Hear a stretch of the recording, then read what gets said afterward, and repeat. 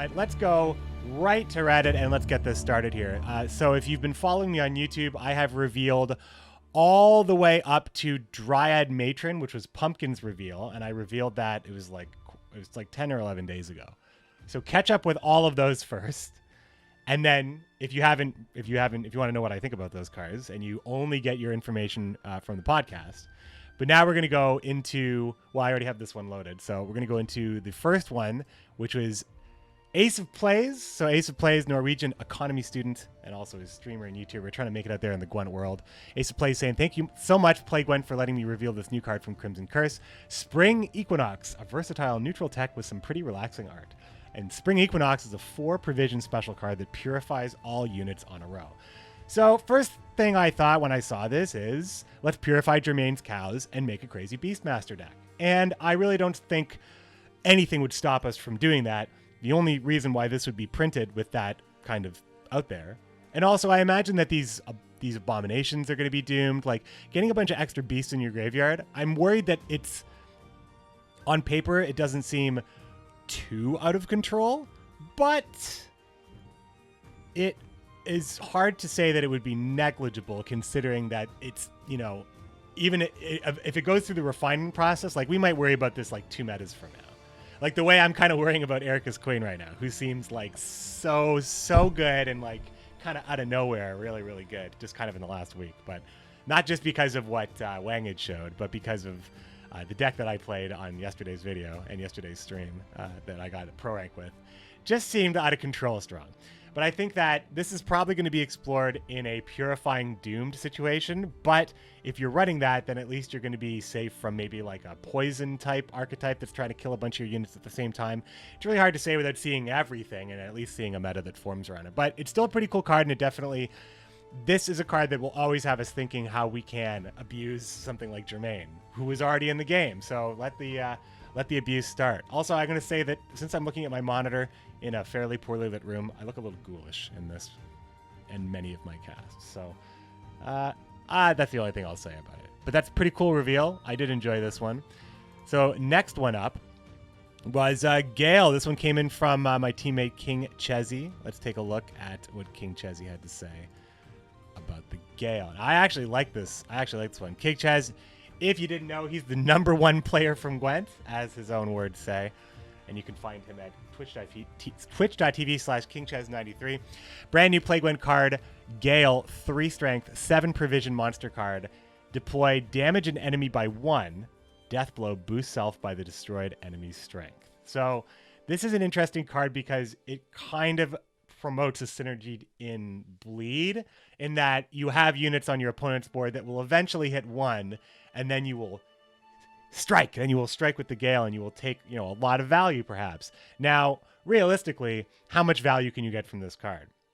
Through bleeding, I think you would need something else to speed it up if we're talking about, you know, a 6+ strength unit, because, you know, after you can't just count on your bleed and 6 turns to like make this work. This doesn't seem like a high commitment card though. This is a 7 provision point card. So I actually think this card is very good for what it costs. And I think that you will have a lot of opportunities for this card to pull like a Vincent or to pull like an Anna Strenger and just get you a ton of value. But otherwise you might just, you know, get a little bit of value. Like, you know, even if you kill like even if you kill like, you know, a 4-point unit, you're playing this for an 8-point swing, and that seems okay. And it's a vampire, which is going to matter if you're running Blood Moon, however that's going to look.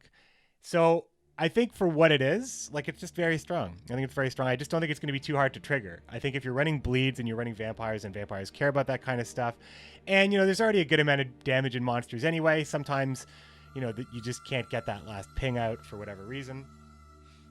I think it's going to be a good card. I actually like this card a lot. I think that it's priced really well for what it is. I think it's going to have like a lot. The ceiling on it is really high, I think is what I'm trying to say. The ceiling on this card is really high. Nice reveal by King Chezzy. I'm going to close this off here, and we're going to go back to the Reddit lists. And the next one was Undying Thirst. That was revealed by Ash Philo, who is a Spanish player here. And I don't speak Spanish, but I know that much about him. So this is Undying Thirst. This is a 4 provision point special card that's neutral. Give an enemy unit bleeding for 6 turns. And there's another card called Inspiring Ballad, I think, or Inspirational Ballad. That's like the reverse, Vitality for 6 turns for 4 provisions. So this card's really interesting because it kind of says, like, it suggests that maybe there could be a you can build a bleed archetype that may not just be monsters, because we've seen Skellige with bleeds as well. That could actually be like, this is a 0-point play. This is not too outside of what am I looking for? Mastercrafted Spear, right? Now you need a target every time, so yeah, that's why it's obviously weaker than Mastercrafted Spear, but you're not playing a unit when you play this card, and it has the potential to hit something for 6.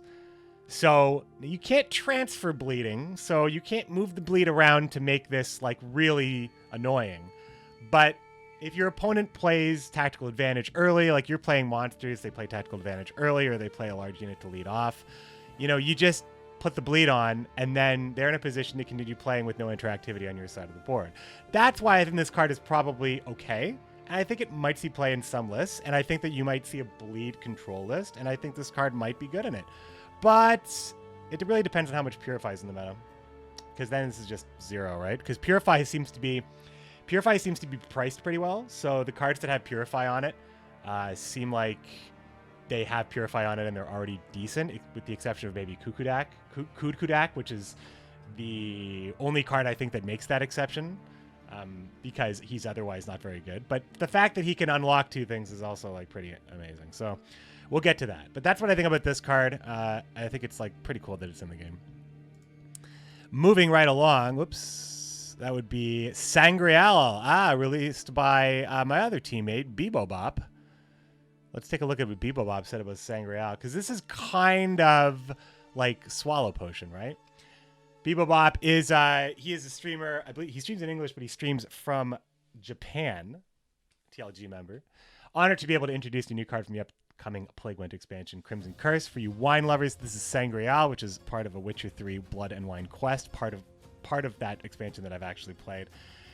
Boost a unit by 6 and give it a shield. That's a pretty strong effect, I would say. I think giving a unit a shield is always going to be very strong, although I think it's always going to be stronger when you can give a unit a shield in the same turn you play a card, whereas this does not do that. So I think that this card, it's I can see why it's can I see why it's a gold card? I think the fact that it's gold is saying, it's it could be strong. I mean, it is a 6-point boost. The tag on it, is it organic? Actually, I'm not sure if there's a tag on this or not. If it's organic, let's see if the comments say anything here. I don't really see anything standing out here, and everybody in Bebobop's comments just got the McBeard bump. But yeah, I mean, I think it could be. I don't think it's alchemy, but it could be organic. Maybe anybody in the chat has seen a conversation about this card. But I think in general, it's probably just going to be used in in a deck that can perhaps tutor it or make use of it. Perhaps Northern Realms, but I think they're going to have another. That's the thing. I think that any deck that wants to put a shield on something can do it already, probably in a less clunky way. I think that this card's probably not going to see play, but we'll see. It depends. If it's organic, then maybe it will be. Ale and Froth are alchemy. Well, that's true. Yeah, alcohol is alchemy. Well, then maybe it'll see play in Skellige? I don't think so, right? Because they have the alchemy tutor. I just don't think it's that. I don't think it's that good a card, unfortunately. Sorry, Bebo. I think you might have got a dud. We'll see. I keep clicking the tab. I'm going to move this tab over here and close this tab. Let's go to Crimson Curse Leaders. Alp is now 3 strength, yes. And then we got, oh yes, Gregoire de Gorgon. So this came in from Stig. I believe Stig is a Russian. This is the link that Reddit took. I believe he's a Russian streamer, though, Stig. STI. This is Gregoire de Gorgon, a reference to the Mountain from Game of Thrones, a 9-provision, 4-strength neutral unit. Deploy on melee row, damage an enemy unit by 1, death blow, boost self by 6, and gain a shield.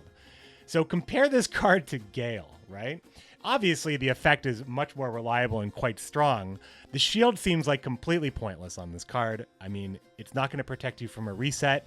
It's not going to protect you from a Curse of Corruption, let's say. That's the card that I got to reveal with Flake on the Gwent Open stream. So I just think this card is probably, you put it in, it's a human, it's a knight, and I don't know if, like, there might be enough knights to run a Doppler deck, but it doesn't seem like there's any synergy with knights, which is weird, considering how many knights there are going to be for Nilfgaard, and how many knights are already in the game for Northern Realms as well. So you'd think that if they were going to make something to do with knights, this guy would be okay, but because he has no other synergy outside of being a human, I guess, for Drog in Northern Realms, and the fact that he has a deploy effect for Nilfgaard, he just seems like he's just going to be like a, just a big value play that has a condition that may or may not be okay to meet. But I just think that if we're going to see some nerfs to the 9 slot and Unicorn and Kyrenex, which I believe is happening, I believe Paul already confirmed that on the CD Projekt Red forums. I think that this card is probably just going to be below average, but there could be an interaction that I'm not seeing right away. I mean, if you're playing Spies as Nilfgaard, you are probably... this is not a Nilfgaard card, though. But if you're playing, like, Emissaries, you're always going to have something up to joust, right? Something to stick your lance in, so... It can work. Jamoni just said that, as I said, at the Spy thing. So, I mean, there are ways... anything that has Deathblow, you think about Prince Willem, you think about the Spies, you think about Vernon Roach and stuff like that. Because when you can put cards on your opponent's side of the board, you can make these things work. So... there you go. Sabrina as well. So you can think about... imagine playing this into Sabrina. I mean, you probably want to play Hebert, right? But, you could make an argument that maybe a newer player, this is like probably a pretty good card to just run at the top end of a new deck, I guess. So it's not... I mean, even though I don't think it's going to see play, I think it's slightly better than filler, especially because there's probably a combo that is maybe okay with it. I am... generally, though, I'm on the more positive side about the cards. I think that all the cards are probably going to see play as I click on a card that is absolutely god-awful, and we'll see 0 play. Oh, Broja, you deserved a little better, I think. I hung out with Broja a bit at Gwent Open number 8 because he was doing the Polish cast, and it was really, really awesome. It was really awesome. He's a good guy. We played against each other at Gwent Skirmish. Broja, or he said it was, you have to say br and then oza. So it's bro. I did it right when I was drunk on Sunday, so I can't get it this time. CD Projekt Red. Hello and welcome, beautiful people. Today I'm lucky to present you a new and unique card from Crimson Curse expansion. Is it good? Nope. It can be fun? Oh yes. Have a wonderful day. I don't even know about the second thing. This card touches down on the board. It's a 6 provision point, 4 strength beast, I would imagine, unit. It's neutral. And on deploy, it randomly gains a shield or immunity or resilience or poison. I don't see any reason why I would ever want any of these things in any situation, or why I would run this card in the 6 slot ever at all in any deck. And I cannot wait to be convinced otherwise, and I'm not going to even talk about this card anymore. It's so bad. It's so bad. That's like the worst you're going to hear from me, that card. Because it's just bad. It's just so egregiously bad. There's just nothing else to say. It's a waste of time. So, yes. And there is even a Reddit thread for the audio listeners. The next thread after Broja's, I have this in chronological order of being posted. As much as I'm excited for the expansion, the recently revealed card feels a bit underwhelming. Oh yeah? A bit? So cool. All right, let's move on. Vivianne Oriole revealed by Cafu. Cafu is a German streamer, I believe, or Austrian. I am not 100% sure. Sorry, Cafu. I'm not sure, but I believe it's one of those. Anyway, so we will go right to... Now, this card also got a little bit of heat. This card got a little bit of heat here. Speaking of a little bit of heat, you can see that I clearly watch Hot Ones. So, Vivianne Oriole, 10 provision point, 1 strength neutral unit. Deploy, destroy an enemy artifact, then boost self by its provision cost. Now, when this came out, we didn't see Portal yet, right? So, there's that. But we did see Hengate's Sword, which is a 9 provision artifact with a deploy effect. Which would mean that this would be if you hit that with this, it would be a 10 for a 10. And that's pretty good. Plus, you remove the artifact, which matters to stuff like Combat Engineer, which I think will actually see play in the expansion.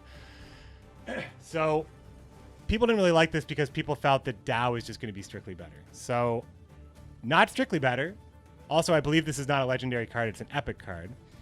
I think it's just an alternative to Dow, and with Portal, it's going to be amazing. which is scary for Portal because I love Portal. But I don't think this is the card that's really going to keep Portal in check, even though this touches down and is a 14-point card at 10 and destroys a Portal. This card absolutely will make people who play Portal very sad. But I think that those people will already be very sad because Nithral's in the meta, and Nithril is just going to destroy the Portal and the two things next to it anyway. And if you really wanted to punish Portal, you would play monsters in Nithril. However, if you didn't want to play monsters, I guess this would be a good choice. As far as artifact hate goes, this really, really hates on them, and I guess you can't be that mad about it. It really hates artifacts, and it hates on artifacts in a way that even if you use the artifact, see, what the Tao can't do is stop an ale from getting value. But what Vivianne can do is take 9 points back from your opponent. So I think just that comparison alone is fine, right?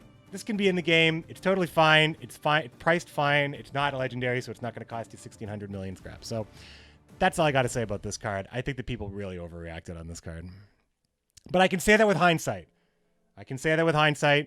But I still do think that people overreacted. Moving right along.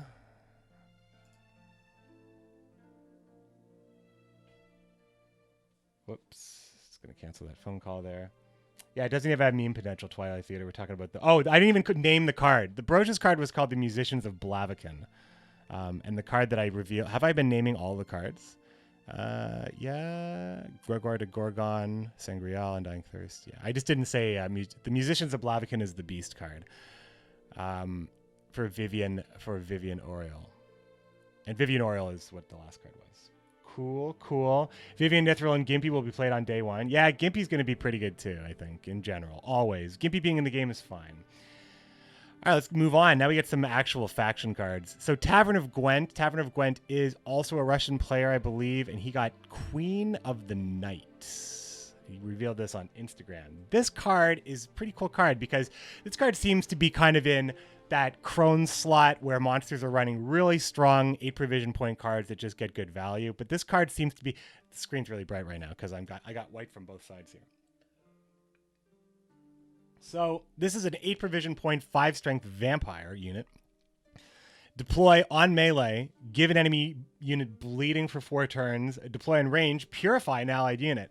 So why is this card amazing? I think it's pretty good because at the absolute worst, I mean, if you're... Like, we can assume that maybe the bleeding doesn't get full value, but it's still okay, right? If you get 3 ticks, 2 ticks, okay, you have played a 7-point unit that has, like, a different mode that's very useful to you. So one way or another, the Queen of the Night is either getting you value or removing a lock on your side. So she's got that Aguara, that reason that people run Aguara, that unlock part that's super sweet about Aguara. Well, she can do it, and she can do it at less. Plus, her offensive mode is like Aguara maybe doesn't have a lock offensively, but this at least has a 4 damage offensive mode. So I think that just the potential of this card is very high. A ceiling for 9 at 8 with the added bonus of unlocking a unit is awesome. Like, it just seems like this card is probably just going to see play in any deck that cares about vampires or cares about Purify. But because this would be run in a deck that cares about Purify and puts an effect that you might want to purify off one of your units, it kind of perpetuates its own existence, right? Cards like this sort of... A card that purifies and gives status in every faction, and I don't know if that's how it's going to be, but that's really important. That actually really creates a lot of interesting meta situations, I think. So, cool. I think this card's really cool and strong, and it's going to see play. Ooh, Fisher King, this card. Yeah. This card's interesting. Infinity Maw, also known as Jesulat, also a Spanish player here. Got to reveal another neutral card. This is the Fisher King, which is a great name for this card. I'm just going to take a sip of water right here.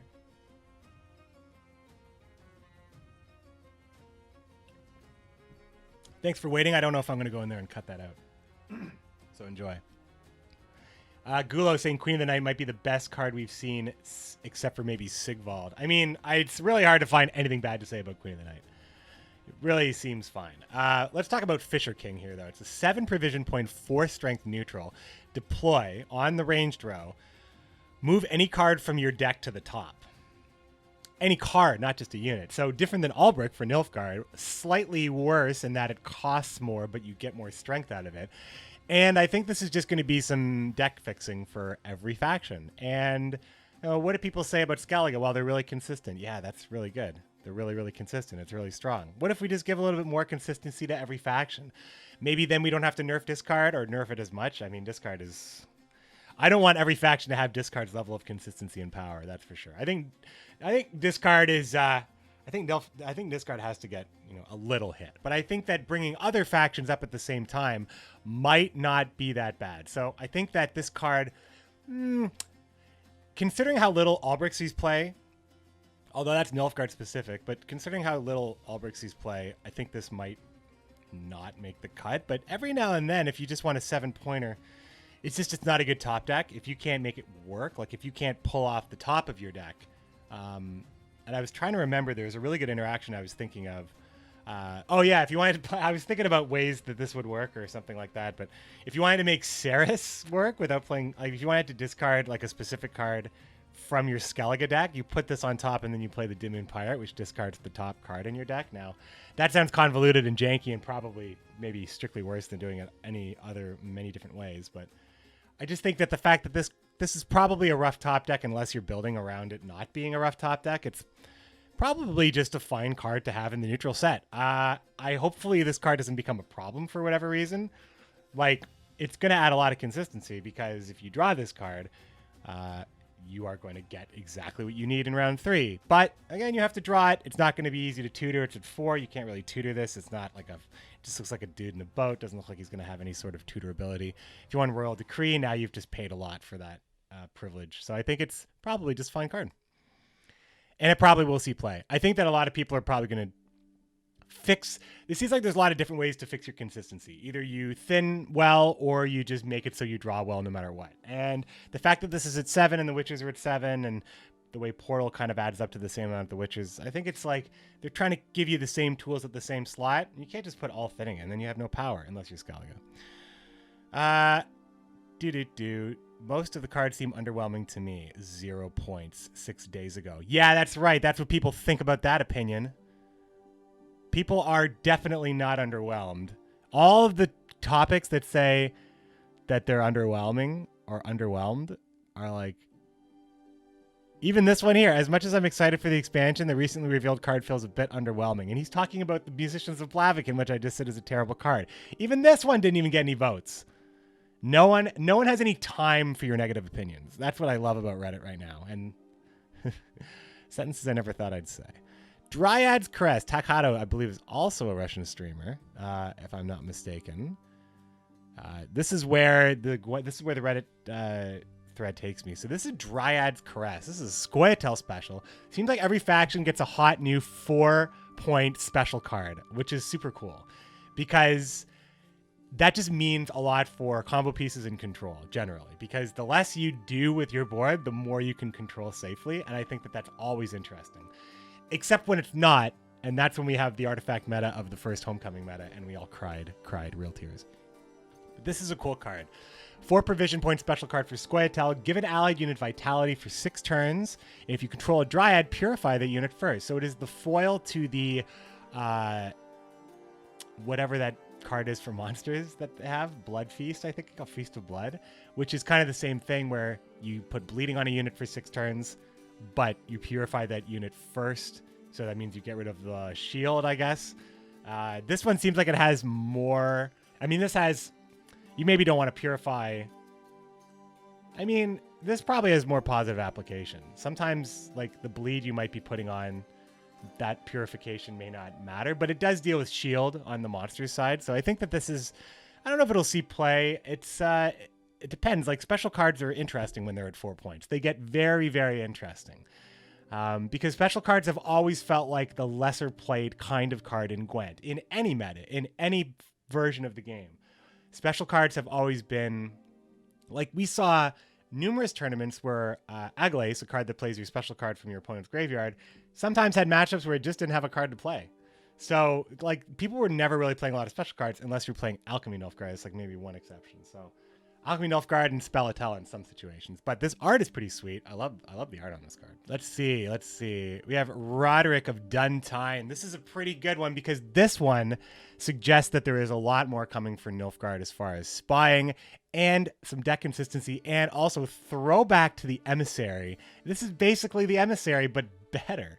It's a 7 strength spying Nilfgaard card at 2 strength. Deploy, look at 2 random gold cards from your deck, and then play one. It doesn't put the other one anywhere else, but it does, it sets your deck up. So Nilfgaard's already doing this really well, but it's important that this is a spy, because it's going to matter what's on your opponent's board when it comes to charming, when it comes to death blow, and when it comes to actually consistency in your deck. And I think that as far as, it's just one more spy that Nilfgaard has that no one else has. Is this better than Villum?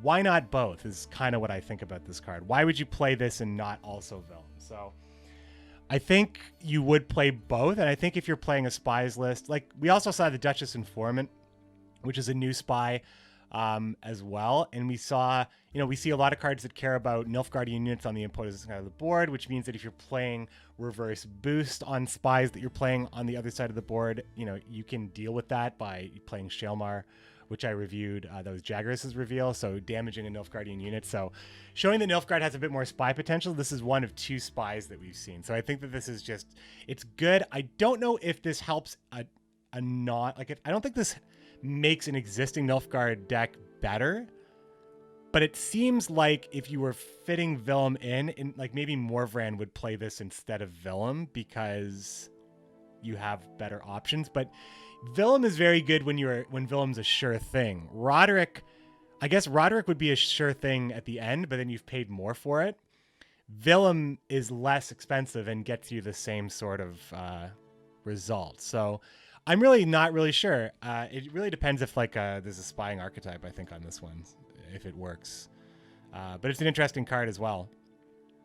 Let's move on to Rune Word. It's revealed by Carino. Oh, hold on. Let's get this name right here. Karinokisan.